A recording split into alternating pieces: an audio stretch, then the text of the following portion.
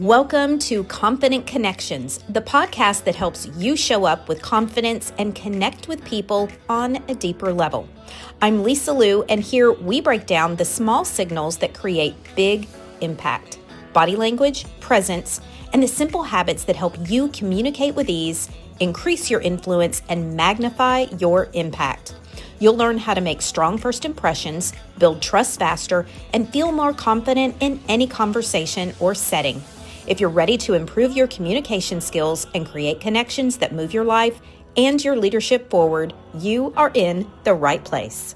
I've got a fantastic resource for you that is completely free and is really going to help you, especially if you've ever felt awkward with meeting someone new, or maybe you just want to know how to make the person across from you feel seen, valued, and understood, especially if you've never met them before. Or maybe you just want to get out of the people pile. You want to be memorable instead of just saying, hey, what do you do for a living? Which is what everybody says, totally forgettable. Maybe you want some new ways to engage.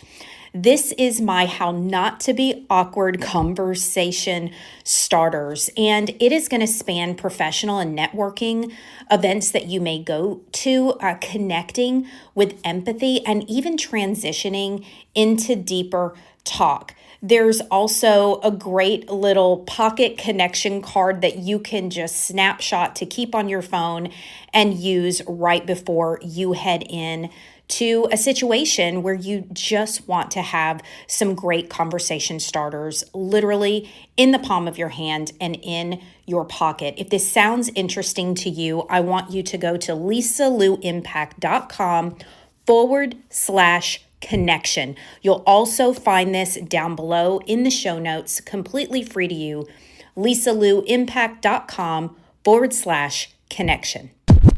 Hey friend, welcome to Confident Connections. I'm thrilled that you're here, and I just wanted to share something that's on my mind this week as I'm preparing for an interview coming up at the recording of this, where I was asked, what is it about what I do that makes me so passionate?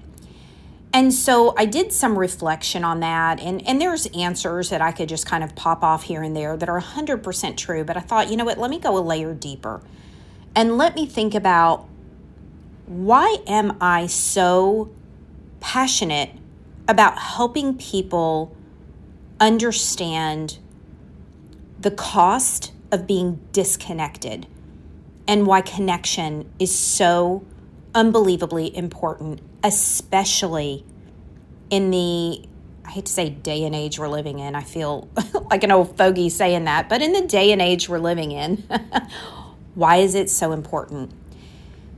And as I was thinking through that, and he and I had our, his name is Steve Steele, we had our content call, just, talking about what we'll be talking about on this upcoming interview. Here's what I told him. I said, Steve, I'm passionate about this because our social muscle has atrophied. Our social muscle is weaker than it's ever been. I've told you the story about, wearing my headphones for so many years at the gym, and then complaining that I didn't know anybody at my gym. And one day it just struck me like, oh, it's because I have the universal sign-on for don't bother me.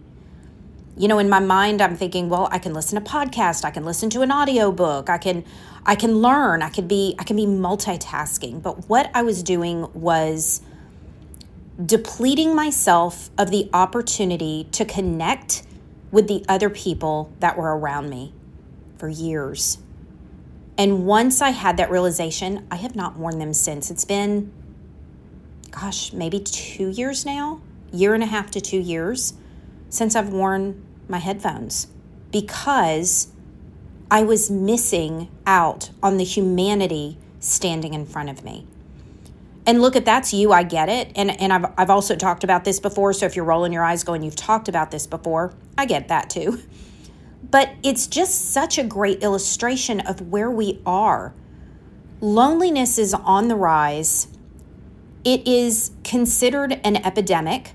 It is also considered a public health crisis. The Surgeon General actually in 2023 deemed loneliness a public health crisis and compared it to smoking 15 cigarettes a day. That's what it does to our health. It shaves off 15 years of our life when we live in loneliness. And so we talk about loneliness, and we're not talking about people who live on some mountain in a cabin with no electricity. We're talking about people in meetings that show up every single day. They're visible, but they're unseen. We have a connection problem.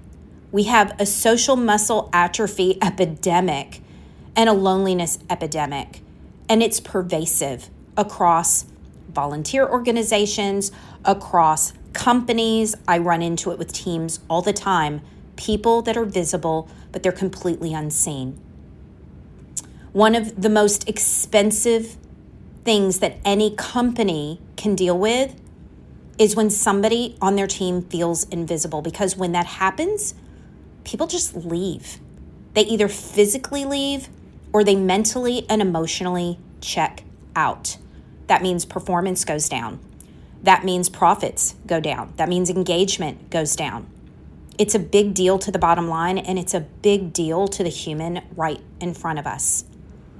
So why am I so passionate about this? It's because everybody has a sign hanging around their neck saying, "Make me feel important." And we don't know how to do that anymore. And now, in the age of AI and everything being automated, we're losing this at a more rapid pace. I don't feel like we're winning this battle yet. But if I didn't think there was hope, I wouldn't be doing this podcast. I do believe there's hope. But I think that hope begins with awareness. Are we helping people in front of us to belong? Are we helping them to belong? Here's an interesting story I'll tell you real quick. So as I was preparing for an international keynote that I'm doing, I came across this story that's just so interesting. There's a gentleman by the name of Kevin Hines, and he wanted to take his life, and he decided to jump off of the Golden Gate Bridge. But he said, you know what, I'm going to take a bus to get there. And if on that bus, anybody will acknowledge me as a human being, I won't jump. But that didn't happen. And so Kevin gets to the bridge, and a woman walks by, asks him to take a picture of her with the bridge behind her, and he does. She moves on, and he's telling himself, that's it. And so he jumps. 25 stories, hits the water. And do you know what? He survives. He survived that fall. And he uses that experience today to travel around and help people understand the cost of loneliness and the importance of making one another feel seen. In fact, a gentleman wrote a note to Kevin. He said, "Kevin, this is the second note I've written today. Because of your story, my wife and daughters won't have to read the first note." Just Kevin's story alone made him feel seen. So what can we do? Here's my question for you and my challenge for you. What can we do to make sure our fellow humans know they belong? Maybe they just need to know they belong right here on planet Earth. Maybe it's closer to home. Maybe it's somebody that needs to know they belong in your family or in your company, on your team. What can we do? What is our part as a human to make sure other people feel seen, valued, and understood, that they feel important, that they know that they belong? That, my friends, is connection. And that is why this work is so important to me. Thank you so much for listening today. I can't wait to see you next week. Bye for now.